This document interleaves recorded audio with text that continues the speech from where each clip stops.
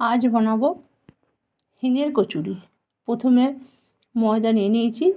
ময়দা নেওয়ার পর পরিমাণ মতো নুন দিয়ে দিলাম। নুন অল্পই দিতে হবে।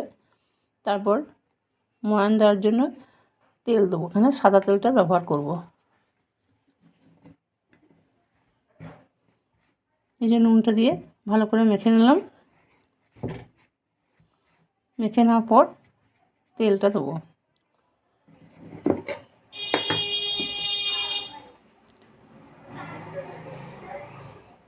যে তেলটা দিয়ে দিলাম। তেলটা দেওয়ার পর আবার ভালো করে মেখে নিতে হবে।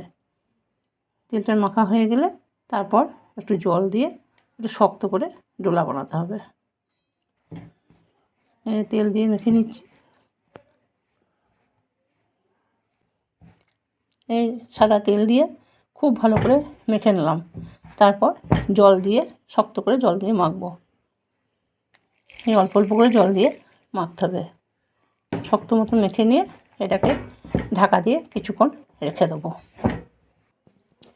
ময়দাটাকে এবার একে একে একটা করে গুছিয়ে কেটে নিলাম। এর ভিতরে এবার ছাতুর পুর দিতে। এই বুটের ছাতু নিয়ে নিয়েছি। এই যে প্রথমে নুন দিতে হবে পরিমাণ মতো, অল্প একটু নুন দিতে হবে। নুন দেওয়ার পর চিনি দিতে হবে। চিনি 1 চামচ চিনি গুঁড়ো এটা দিয়ে দিলাম। তারপর হিং দিতে হবে। এটাকে মেখে নেবো ভালো করে একবার। মেখে নেওয়ার পর 1 চামচ সরষের তেল দিতে হবে।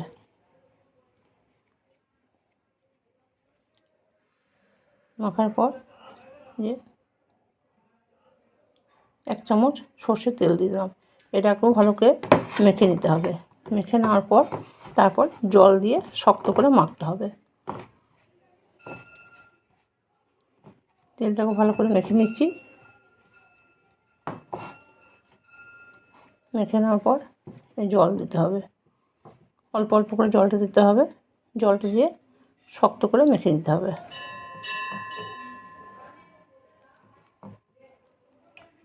এই জলটা দিলাম। জলটা দিয়ে অল্প অল্প করে এটাকে মেখে নিয়ে তারপর ওই ময়দার ভিতরে পুর দিতে হবে। এই যে ময়দার যে লেচি কাটা হয়েছে তার মধ্যে এই বুটের ছাতুটা তৈরি করা হয়েছে এইটাকে এর মধ্যে এটা পুরটাকে ভরে দিচ্ছি।